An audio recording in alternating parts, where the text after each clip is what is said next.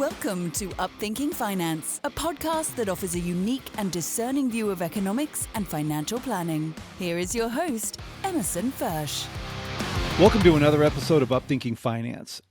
St. Francis of Assisi once said, "The one you are looking for is the one who is looking." I think one of the most controversial and difficult aspects of finance relates to the relationship between God, religion, spirituality, and money. I know most people are probably familiar with the stereotypical TV evangelist who's up espousing principles and religious teachings, and sadly, most often not being able to live up to them themselves, encouraging their members to give whatever they have to the cause. And then there are the other extremes, which would be my friend, Pastor Rodney Nichols, who I interviewed in episode 12 of Upthinking Finance, who runs a small church in Compton, California, and can barely afford to keep the lights on. And then, of course, you've got these mega churches with millions and billions of dollars. And so the question in my mind is where do you go from being in the world and trying to build the kingdom to being of the world and simply trying to build wealth? And so today's guest hopefully is going to help us navigate through this. His name is Reverend Dale Allen Hoffman. He's a world-renowned author, actor, musician, performance artist, and professional speaker. Dale is an ancient Aramaic wisdom keeper, mystic and energetic healer, revealing long-suppressed ancient secrets and healing modalities, ancient insight for the present moment. He has published numerous audio and video programs and is the author of the book Echoes of an Ancient Dream, Aramaic Toning on the Path of Light.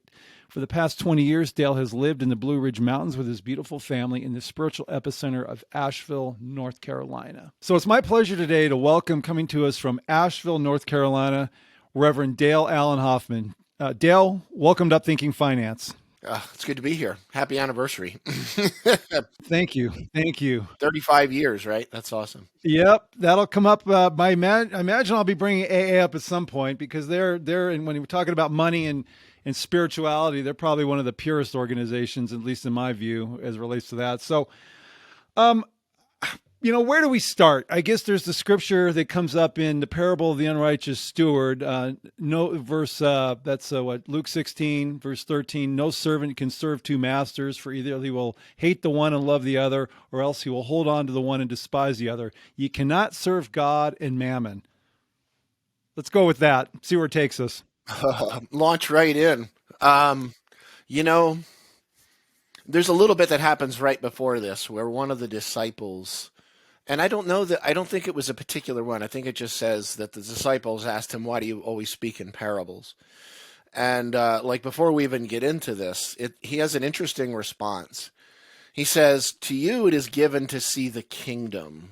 Now, without going really deep here, kingdom in Greek, basileia, in Koine Greek, which is probably what this was originally written in, and kingdom from Yeshua's language, which is Malkuta from Aramaic, both are gendered feminine. So he says, to you it's given to see the kingdom. Intriguingly feminine, what that means is it's not a location, it's not a place. It's not something you can hold in your hand, which would be masculine, but rather it's a state of being or an attitude. So right away he's saying, okay, to you basically understand that this is about a state of being. But to those outside, everything is in parable. Now, funny enough, if you kind of look at that on the surface, it's like, okay, well, you're saying that everybody outside of the discipleship? And I'm like, no, I don't think so. Or maybe everybody outside the house. He was in someone's home at the time. It's like, no, I don't think so. What it's basically saying is to those who aren't seeing clearly, everything is coded, everything is parable, everything is a mystery. And the interesting thing about parables is you can put them into numerous different languages and kind of squeeze them through different translations and languages. And because it's not specific details, it's more of a story, it'll kind of survive its way through multiple translations, which is quite brilliant. But, the thing about this one here, I get the mammon question a lot, Episcopalian priest Cynthia Bourgeau says this. She's brilliant. She was one of the first female Episcopalian priest to be ordained. And she says Yeshua's parables were meant to fry your sockets, like a Zen koan, almost like to make the brain implode upon itself, the intellect, so that we can actually have an open experience, an open state of being. Well, funny when it talks about that, you stretching two bow, you can't stretch two bows. Well, you could maybe. You look at a koan, the sound of one hand clapping. I think it really means more of like that. But mammon is the issue here, because people will just, and I see it all the time, even in translations, they'll just write money. You can't serve God in money. Without going into the God idea, I'm just going to push it off to the side, because that's an entire show, and all we would be doing is scratching the outside edge of it. But mammon's interesting because it's an Aramaic word. The word's actually mamuna, and it has a very specific meaning. And money can be an example, but it doesn't mean money. The word is materiality. What does that mean? That means essentially that we're looking around at this physical everything, the keyboard, the mouse, the monitor, the trees, the walls, and we're just essentially assuming that that is what is real, which is an interesting thing when you start digging in here, because you go back 2,000 years ago.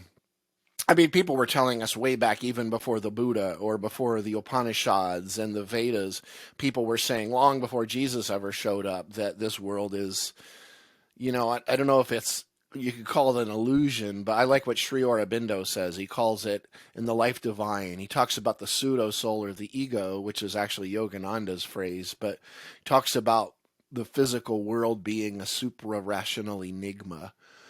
And the key to a lot of very obviously in the Greek and in the Aramaic, what Yeshua was sharing, really a huge part of the key was taking our focus away from what we think is the world and bringing it back to the inherent nature of our divine being. One of the things I often say is I quote St. Francis of Assisi, where he said, "What you're looking for is what is looking." So intriguingly, looking at mammon, what that's really saying is, to you guys here, I've shown you, or, we've had this deep experience of being able to see things as they are. Yet, to those who do not yet have sight, who are sort of locked in the world, essentially, they're not really going to see things as they are. They're only going to see what their brain codes upon it. And that's the funny thing. So many of the ancient secrets that I speak of, the word secret in Hebrew, sod, without going too deep into that, peshat, remez, darash, and sod, are 4 levels of what's called exegesis or translation. And it's actually where the acronym Paradise comes from. Peshat, remez, darash, and sod. But sod, interestingly, means secret, but it doesn't necessarily mean that it was hidden from your view. It actually means something that's literally right in front of your face, but you don't see it, because all you're seeing is what your indoctrination, your conditioning, your book smarts, your intellect is projecting upon it. And then there it is right in front of your face. And what he's essentially saying, I have to speak in codes because that's all that they see. So intriguingly, when you're looking at God, you can't serve the absolute, the undivided, the full source truth and the codes. And the kind of like he's basically saying, long before we had movies, you can't just walk, you're not going to really have a very good life if you're walking around believing that, like my wife and I went to see the new Fast and Furious movie yesterday, just bombs and cars exploding, just everything, a total assault on the senses. And I mean, it's interesting, even in that, knowing this whole entire thing is a facade, even knowing that, there's moments when you forget, and all of a sudden you're in it and your heart's racing. But imagine if you're surrounded by that in all dimensions. So, there's other things he talks about with money and wealth. And intriguingly, he's never really going after the accumulation of wealth. He's never really going after riches and abundance. Actually, he's supporting it. What he is doing, what I believe, what's written down at least, is he's trying to help us see clearly, rather than just with all the codes that our brain's injecting upon it. And I mean, that's really what a parable's meant to do. It's meant to kind of get your brain going. All right, they're not necessary. Some you can kind of figure it out. There's still a few parables, or if you read something like the Gospel of Thomas, there's some stuff in there where it's like, okay, I can feel something from it, but I don't really know exactly intellectually what it's saying. But and that's kind of a way of getting us to let go. So if you're pulling that into kind of, so effectively, it gets down to, we're living in this world, but where is our heart aligned? Is that sort of Interesting, because heart, liba in Aramaic, when you hear him talking about heart, he's not just talking about the star tetrahedron in your chest. What that is the place where thought and feeling meet. Intriguingly, in the ancient teachings, almost all the ancient teachings universally, thought is not a creative source. Thought is actually an effect of feeling, which is the sensation of pure frequency. Now, when I say feeling, don't confuse that with emotion, which is, I don't want to get too wide out here, but emotion in Latin, motus anima, is energy in motion, breath in motion. And that's essentially the energetic relationship between your movie that you think is your life, your world, and the inherent nature of your being. Now, if they're congruent, if they're in harmony, you're going to feel harmonious emotions. And that's going to be the energetic relationship. If they're out of sync, if they're disjointed, if you're essentially unconscious in the movie, in the dream, what Yogananda called the divine play, then you're going to feel those incongruent emotions. Feeling, though, is a little different. Feeling is like you walk into a room, and before any thought happens, there's no thinking. You just have this deep sensory, and I don't just mean the five senses. You have this deep sensory experience. And then all of a sudden a thought comes. What the ancients always said was that thought was the crystallization or the effect of feeling. And feeling is where the creative source lies. Think about those moments when you're, this is really what he's speaking of, I believe, in terms of the kingdom. Moments like the birth of a child, the death of a loved one, a beautiful, a beautiful yet painful, natural death, I should say, not something, necessarily violent. You think of those moments when you're in those states of transcendence. It was an idea in Aramaic called the pinnacle of the temple. Meaning, kind of like blowing a balloon, what's the maximum amount of energy, ecstasy, whatever that may be, that you can take and feel as if you're about to burst? It does not mean climbing to the top of a little brick tower. It means, where's the temple? Right here. It means that the energy body opens to such a place that I literally feel that I could you can almost say die at any moment or cease to exist. Those transcendent moments. And then, of course, much like his vision quest in the desert, when the temple starts coming back down from those states of awakening, that's when all the false evidence appearing real starts dumping out, all the fear comes out, etc. So what he's basically saying here, to me, at least looking at it in Aramaic and even in the Greek, he's basically saying, let go of all the codes of the world, let go of all of the enigmas, and realize that none of that is actually what is real. What's real is what's looking. And when you're in the world, though not of it, when you're a character in the play, and you can be conscious of that without losing yourself in it, that's when you're able to literally move mountains. That's when you're able to literally realize that it isn't about gains and losses in the play. It's about realizing that you already are that which you seek. And it's a matter of manifestation in the hand, which means make obvious. That's what the word manus festus, it means literally as obvious as my hand in Latin. Yeah, this probably is a little off topic, but you mentioned that example you just shared with the pinnacle of the temple. That would be the significance of that third temptation of Christ, because that's where it happens, is on a pinnacle of the temple, I think it says. But there's no word for a in Aramaic, so. Okay, so it's just the pinnacle. And what's interesting, too, people say he met the devil. Where does it say that? It doesn't say that in Greek or in Aramaic. In Aramaic, the word's akilkartsa, which means the inner tempter, accuser, or resistor. It's his own shadow. It's his own unconscious. It's his own intellect that hasn't been brought into the light. And that happens after those transcendent states. You have this amazing experience, and then all of a sudden all your garbage dumps out. It's really clear in his native language, and it's pretty clear in the Greek too in that case. So, and I'm trying to bring this down a notch or two to make sure I'm able to stay on track for people.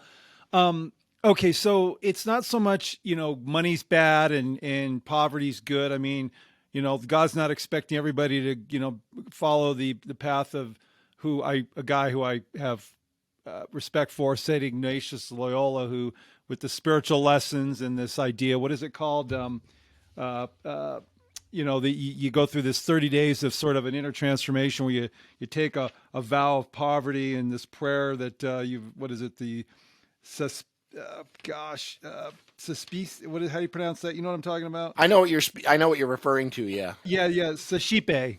And this is prayer, which effectively, God, take everything. I'm giving it all to you, tangible, spiritual, whatever. That's not what we're being asked. So, Well, that's not a bad thing. The key there is people aren't looking at it clearly. They're not doing what he suggested in the first place. They think that it's about releasing the stuff.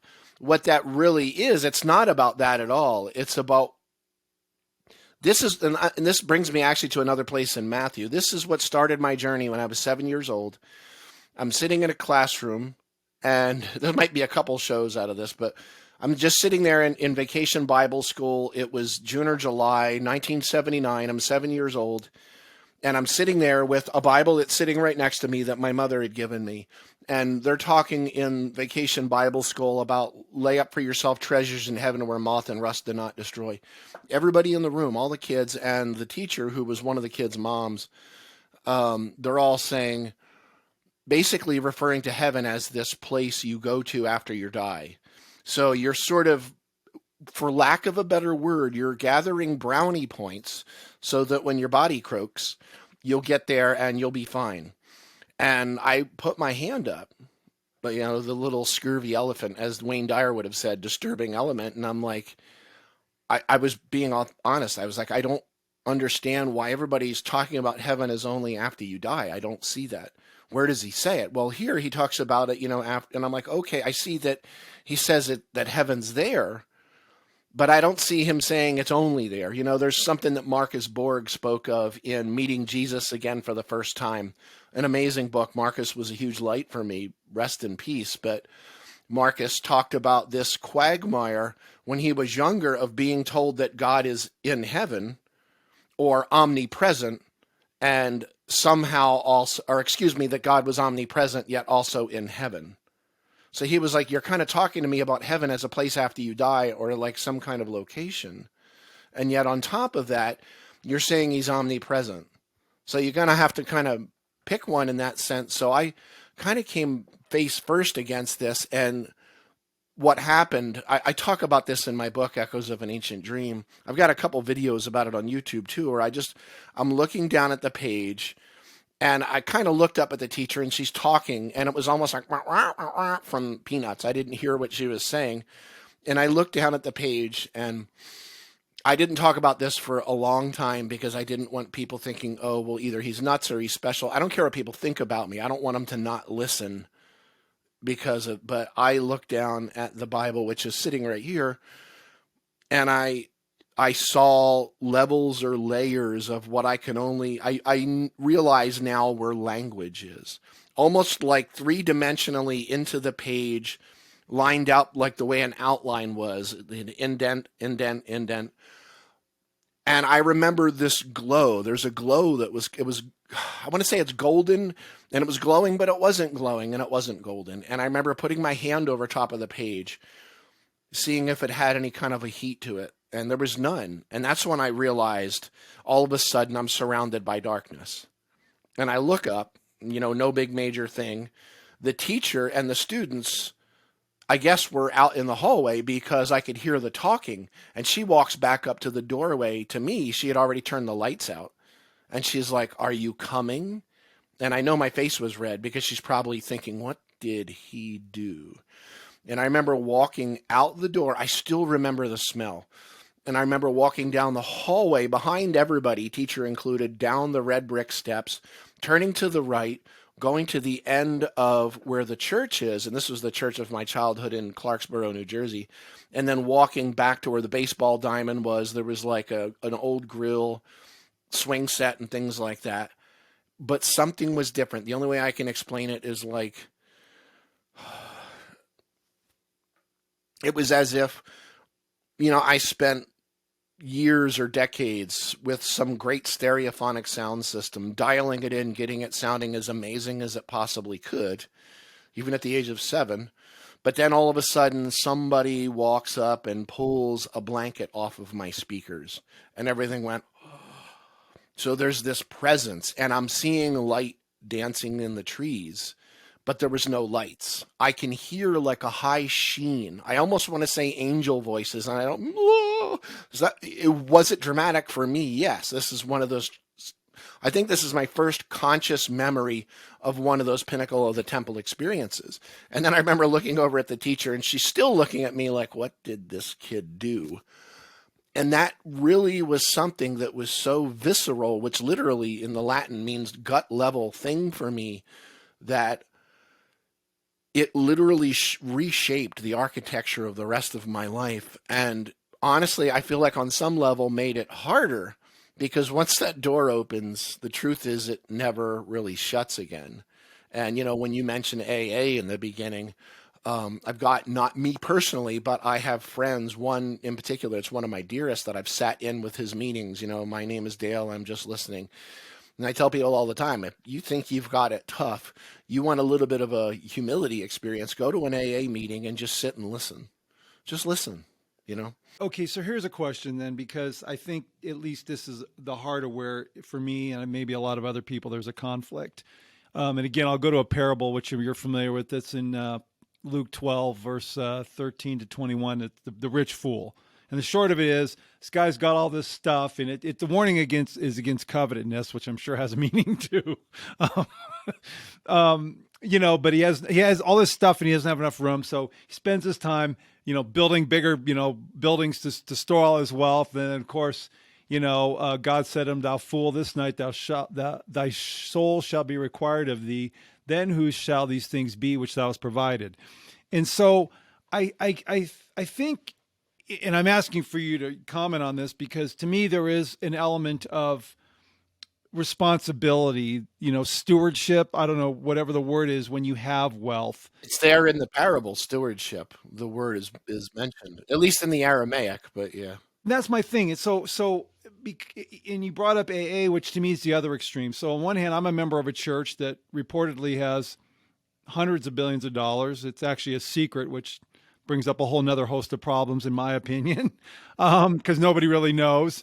And then you have an organization like Alcoholics Anonymous, where they have a stated tradition which says, we have Alcoholics Anonymous has no opinion on outside issues, hence the AA name ought never be drawn into public controversy. They subsist through contributions from these meetings where people are throwing a buck or two in a hat that goes around, the seventh tradition. And to me, that's pure, and it's pure because they're not beholden to any worldly enticings, any kind of, they don't owe anybody anything. They're not owned. How's that? And so you've got this one where the mission stays pure. And then you've got this other situation where I just, at some point in the world we live in, and again, you can comment on this too, if you want, is there's a certain amount of money that once you get into those echelons, you're having to compromise your principles. I think it consumes you. I think it becomes exactly what you're talking about, which is it's not something that, you're serving or aware of or is a part of in your heart. You're a slave to it. How does that make sense? Absolutely. That's exactly what both of those parables are really about. Where's your value? Where's your foundations? There's a huge difference between having wealth and being lost in it. No different than being lost in the dream. And, that brings up other ideas as well, like the root of all evil and lots of other things. So, yeah, let's talk about that, because I think that's probably the heart of this, really, is that scripture. The love of money is the root of all the evils. That's 1 Timothy, right? Yep, 6:10. Yeah, intriguingly. So, there's two big things here to focus on first. One, before I even talk about the money part, is just the word evil. Because modern people, and I say this with all of the love in my heart, and I am talking about biblical experts, theological experts, and the people running the church, bless their hearts, are almost wholly, fully ignorant of what evil meant in Jesus's language. Okay? So let me just explain that first. because evil's kind of an intense word if you want to look at it, and there are intense energies, in the world. So evil is, intriguingly, if I pick up a banana and it's stone green, okay, that's an evil banana. The word is bisha in Aramaic, stone green. Or a banana that's black and oily and it's like rotting and there's flies all over. Rotten, underripe, or overripe. What does it really mean? Evil means not fertile, not ripe right now in this moment. So intriguingly, the root of each of the Beatitudes, blessed are, is the sound tuv. Tuv. Tuv, interestingly, if you have it in more of an Eastern dialect, it actually sounds more like tall. What's interesting about it is it's kind of like, let's put it this way, like if you have dark, rich soil and it's fertile for planting, it's porous like humus, water can flow through it. When Yeshua says having your seed, your zachra, and throwing that down, if you throw it on fertile soil, it's going to grow and with the least amount of faith, smaller than a mustard seed, which is not the smallest seed, but it's essentially a scrub brush, so that they would have understood what he was talking about, versus throwing it on evil soil, which just means underripe or overripe. The conditions are not fertile. When's the only moment in time you can judge fruit as ripe? It's right now. And intriguingly, sink your teeth into it, the juice runs down your chin from the nectarine and it's fragrant. Intriguingly, that sound tuv is the base of one of the primary words for the word bless. The main word for bless in Aramaic is barak or baruch, intriguingly. But tuv is another way of saying bless. And what does bless really mean? It's the radiance of the fertility of now. He was constantly talking about now, and most of it was completely lost going into Koine Greek. So first of all, money being the root of all evil. Where that word money there, it's not mammon, it's not mammona, and I see theologians and I see TV preachers all the time saying mammon is the root of all evil. And all it tells me, bless their hearts, is they don't know the history of their own religion. They've never actually studied this stuff. Bless your hearts, I love you all. It's a whole different word. It's kespa. The literal translation of kespa is not just money. It could be an example. It literally means the belief in the illusion or the appearance of a rate of exchange.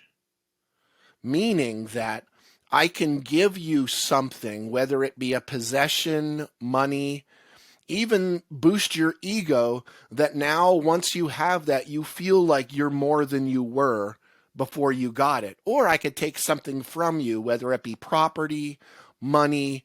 I could deflate your ego and pull that away so that now you feel that you're less than you were. The truth of the matter, though, according to him, is that we already are what we seek. We already have the kingdom. We have heaven, and it's right here and it's right now. The word heaven, Shemaiah, that's our daughter Shemaiah. She just turned 12 on Friday. That ayah sound at the end of Shemaiah means something that has no beginning and no ending. It has no boundary, which means heaven's either everywhere or it's nowhere. And it's the same word as sky, which is how heaven was located in the sky, which is why he said, if heaven's in the sky, the birds will precede you. If heaven's in the water, the birds will precede you, or the kingdom, I should say.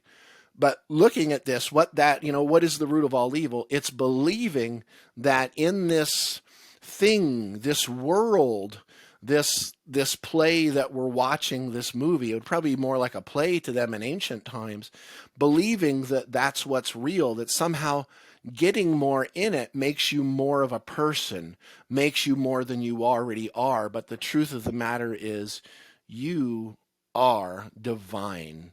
You have access to everything regardless of your physical conditions. And you want to learn a lot about that without getting religious? Read Man's Search for Meaning from Viktor Frankl.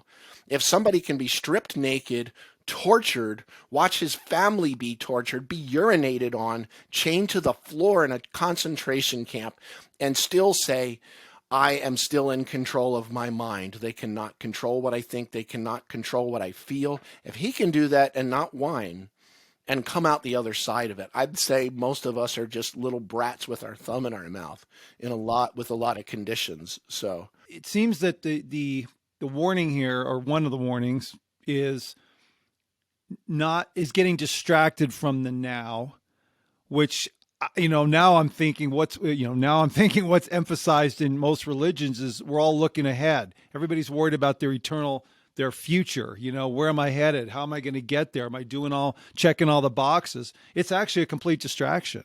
Because you're giving up now for a future now that will never exist. You'll never find the future. I don't care how good our science gets, because you can only experience it now. Even if you jump time, you're still now. You get what I'm saying? Yeah, totally. Are you right? Are you familiar with John Eldridge, Wild at Heart? Of course. Yeah. Okay. Because this is, and I'm not, you don't want to come off sounding like you're the guy with all the answers, but one of the things I've noticed, since we've relocated, is there are a lot of people who are giving up their now, as he talks about, have been tamed. I think is the word he uses. That's what started my journey as a 7-year-old. It was giving it up to lay up brownie points in heaven, Yeah. And I don't know. I just, God is, like you said, that's my experience. He's with us all the time. I've shared this at church, the few times that I'm asked to speak anymore, but, that, I was the prodigal son who was wandering around in the field. I wasn't looking to come home. I was just wandering. And then, God came out and gave me the ring on my finger and the robe and the fatted calf and these things and the slippers on my feet. And so, so it's really interesting, because even the convoluted meaning, from what I'm getting from you, is shifted the emphasis on things that, really don't matter. Well, let's pause for a second with one other. Just, I don't want to get too much into the God word, but intriguingly, God comes from the Germanic Gud, Gu with 2 phonic dots and a D. The God of the Old Testament, Elohim, from the Hebrew means one, Elo, Eloi, Eli, and many.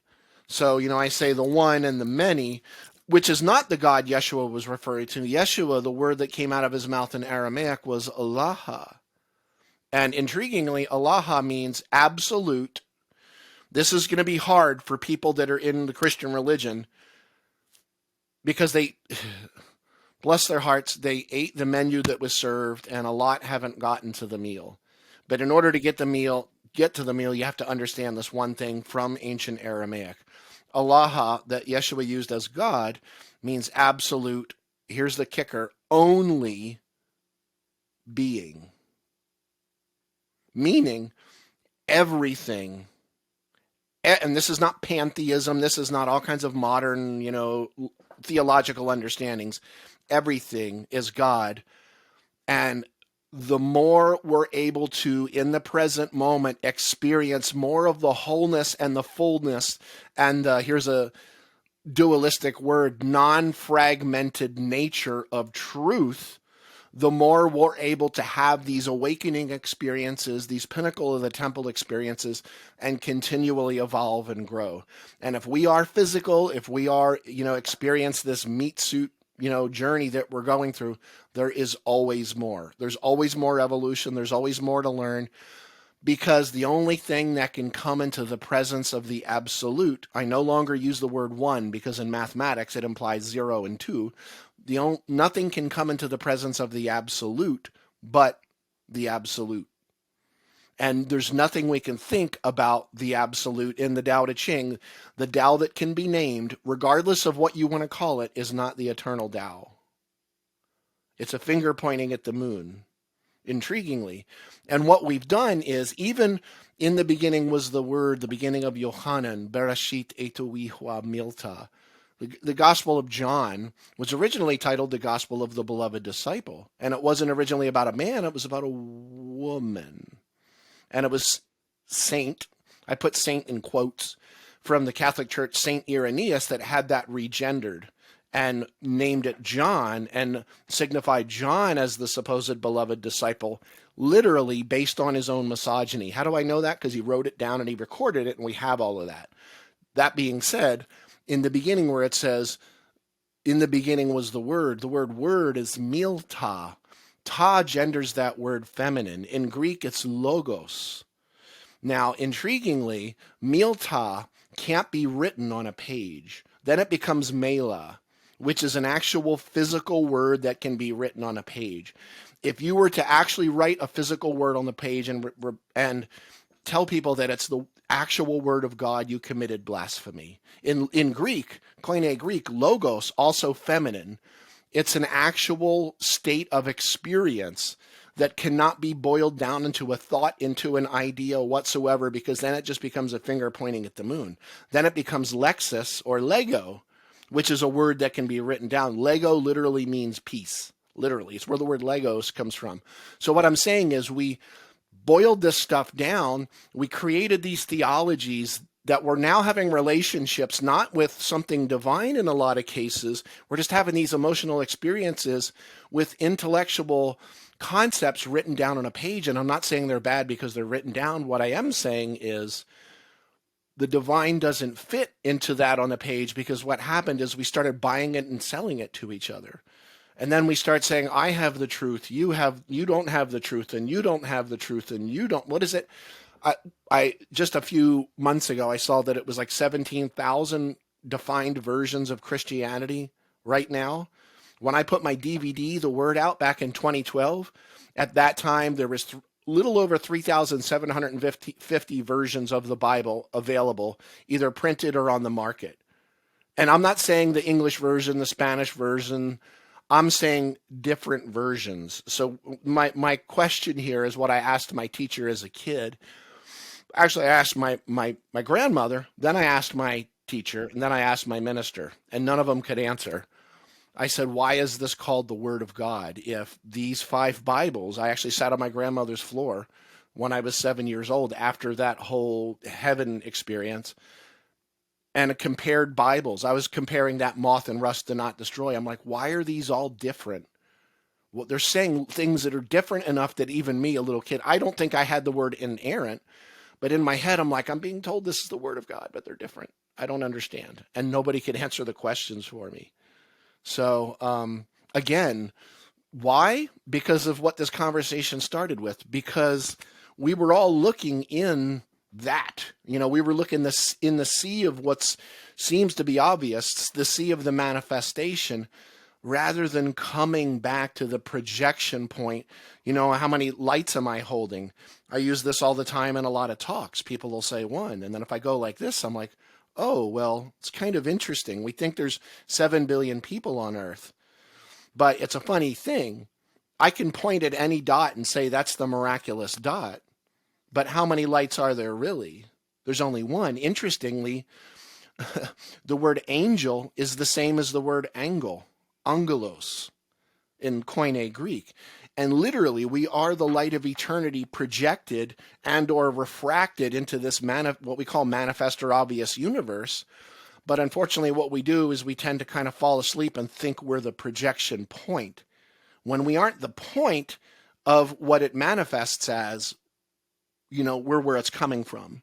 And we each of us are going to have a completely unique experience of the absolute within ourselves. And we can basically almost do whatever we want with it. We can kill people. We can do whatever. We can be alcoholics. We can love people. We can serve ice cream. Is that simply put, in the Christian world, the body of Christ? The body, the corpus from Latin, that's pagra in Aramaic, which literally means corpse, which means meat suit. So this may be a loaded question, but I mean, from a spiritual, institutional perspective, I mean, where do you see, because to me, it seems like this perception of wealth, to me, what you're talking about is empowering people to a point where they can't be controlled. It would be a result of it, but it's not its point. But yes. That's a consequence of seeing your true divinity. And if you can't be controlled, there's all sorts of consequences for that. So I guess the question would be is, from a spiritual, institutional, organizational standpoint, are there entities, I'm using a corporate term in this case, on Earth that seem to be able to balance this? To me, AA is one, but that's just because that's the only exposure I have to anything on that line. Are there others that seem to get this balance? Is it really, can you have wealth, be an organization, a spiritual organization that has wealth, and still align with what you're saying, the true meaning of our divinity? I think there's pieces of it in different organizations. I don't know that there's a perfect organization. Like just a little example, look at something like Costco, and I don't remember the exact ratio. Is it that the CEO can only make 40 times what the lowest employee? And you think 40 times, that's insane. That's a lot. But you look at most corporations, they'll bankers or whatever that'll drive a company into the ground and still get a $15 million severance. It's interesting that, when you start looking at more of a fractal nature of how you're meaning, which means self-similar nature to what you're doing. And I mean, just something like that can be a start of understanding. I think a lot of us are getting forced to look at things like this since COVID, because a lot of the structures, and that includes me, I don't know if I'm, smart enough or have enough wisdom to name too many organizations, but I will say during COVID, it's almost like a pivot point, and I'm not saying it was bad. It is what it is. But during that whole COVID thing, I and lots of other whatever, ministers, spiritual teachers, light workers, people have all these names for themselves, started to realize, wait a second, the way we used to get ourselves into the world doesn't work anymore. It doesn't work anymore. It's like they're these old, even intriguingly, even on social media, things like, without going too deep into algorithms or Jaron Lanier and the people that write those, intriguingly, even at that same time, the algorithms were coming in on Facebook as an example that you could no longer advertise an event without paying for it, because the algorithm would grab that language and that's literally what it does. It forces it down in the news feed. So you have to kind of find ways of announcing your event without saying you're having an event, and don't give times or dates or anything like that, what I'm saying. So a lot of people were, and to me, I see this as something very empowering. I was forced to go online more. I had spent 12 years on the road. I had already kind of started pulling off the road, and I was doing a lot of mentoring, one-on-one mentoring. And I didn't feel like I had a lot of, as you're asking, big corporations or even just whatever entities. I think that when they get to a particular point, when the maintenance can be tricky, and I would never, be so bold as to point my finger at them, because me in the microcosm, I'm kind of dealing with the same things. But as it gets bigger and bigger and things get even me, as my work gets out there more, I can't say it gets easier. There's more for me to pay attention to. There's more of a complexity. And then when you get other people involved, you have other ideas, you have other belief systems, you have other intentions involved. In the end, I feel like it's, even with this shift that I went through or am going through, it's like I'm doing my best and doing what I can to stay true to myself. I'm a person who, to me, it's very important. I kind of make it harder on myself in a financial way, because it's important to me that I stay authentic and real. So it means that there's certain things I could do in a big rah-rah way. Not that there's something wrong with big rah-rah that I don't do, because I want to make sure that what's going out there is me, that it's not necessarily just a facade of me. But in order to make it bigger, this is the thing most people don't want to talk about, which is why I love speaking with you. You have to turn it into some kind of, not necessarily facade, but in a way, I don't have another word for it. It's funny, because the word facade in Aramaic is the word ape. Ape is a word that what it means is persona or mask. It was translated from the Aramaic into the Greek. And in the Greek, intriguingly, it just means individualized self. In Aramaic, it meant mask, and it's the word translated as hypocrite. And it's the mask that an actor would wear in the beginning of a divine play. Hopefully, by the end, they would lower the mask and reveal their true nature. But in order to make it bigger and bigger in the marketing sense, you need the mask, if you understand what I'm saying. And I mean, people say to me, oh, I went through an ego death. I'm like, oh, your ego would love to own your ego death. If you had an ego death, without an ego, you'd walk into traffic. Without an ego, you'd be laying on the floor slobbering on yourself. It's not about that. Without an ego, you wouldn't be telling me you had an ego death. I know. Isn't that funny? That's why I love it. It's like your ego wants to own that one. But my point is just, it's a lot more uncomfortable. It's a conversation a lot of people don't want to have in the spirituality, whatever realm. It's wild. I mean, I see a lot of underhanded stuff. People steal my work a lot, word for word, and literally take credit for it as their own. It just happened a few weeks ago with a really known speaker in the Magdalene movement. Totally took my Aramaic Lord's Prayer and claimed it as hers, word for word. She didn't even change a word. So my point is just me. I'm at a place where I know that I've never felt sort of the cosmos behind me in such a sense that it's time for the work that I'm doing to get out there. And I'm doing what I can to do it from a level of love and not be in judgment. And like, as an example, 15 years ago, I had to stop studying the Catholic Church because it was contaminating the love or the presence within my work too much. When I started learning about what really happened within the Catholic Church over the last, 1700 years, it was like I had to lay it down because I started getting an axe to grind, in a sense. And that comes out into your marketing, how you project yourself.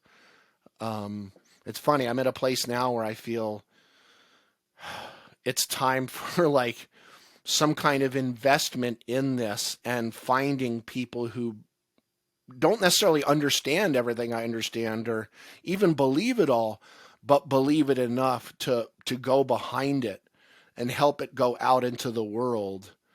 And just to stay as authentic as possible. I started a 501c3 organization a few years ago that's still kind of sitting there.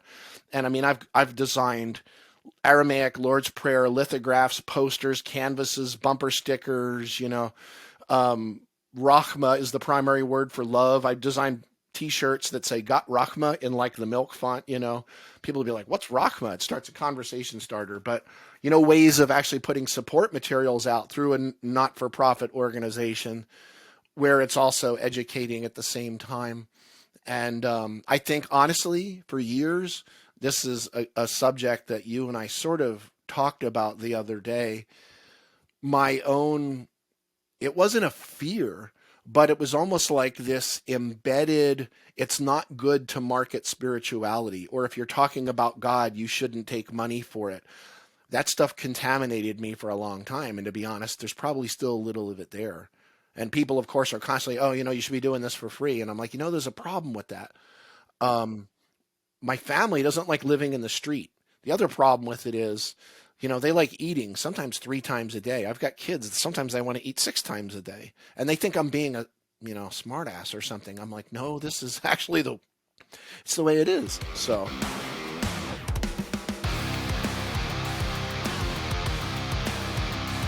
Emerson Fersch is a registered representative with and securities offered through LPL Financial, member FINRA, SIPC.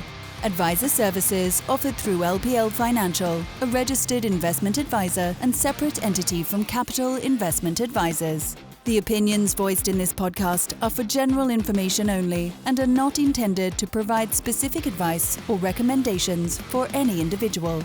To determine which strategies or investments may be suitable for you, consult the appropriate qualified professional prior to making a decision. The guest speakers and the companies they represent are not affiliated with or endorsed by LPL Financial or Capital Investment Advisors. Individual tax and legal matters should be discussed with your tax or legal expert. Economic forecasts set forth may not develop as predicted, and there can be no guarantee that strategies promoted will be successful. All performance referenced is historical and is no guarantee of future results. All indices are unmanaged and may not be invested into directly. There is no assurance that the techniques and strategies discussed are suitable for all investors or will yield positive outcomes. The purchase of certain securities may be required to affect some of the strategies. Investing involves risks, including possible loss of principal.